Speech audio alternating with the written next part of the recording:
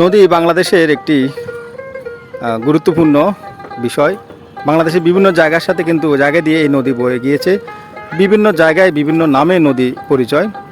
তো আমরা এখন আছি কামারজানির তিস্তা নদীতে। এখানে আমরা দেখতেছি কামারজানির নৌঘাটে মাঝিদের নৌগুলো এসে এখানে ভিড় জমাচ্ছে এবং তারা মাছ ধরে নিয়ে আসছে।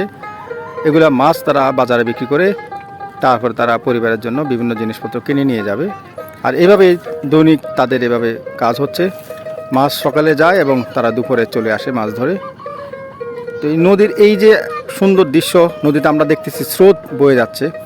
এই তিস্তা নদীর পানি চলে যাবে যমুনা নদীতে, যমুনা নদী দিয়ে পানি চলে যাবে মেঘনা নদী এবং মেঘনা নদী দিয়ে বঙ্গোপসাগরে চলে যাবে। তো আমরা এখন দাঁড়িয়ে আছি কামারজানি নৌঘাটে। এখানে আমরা দেখতেছি নদী ওই চর থেকে বিভিন্ন রকমের খড়কুটা লাকড়ি নিয়ে এসেছে, ওনারা বাসায় নিয়ে যাবে।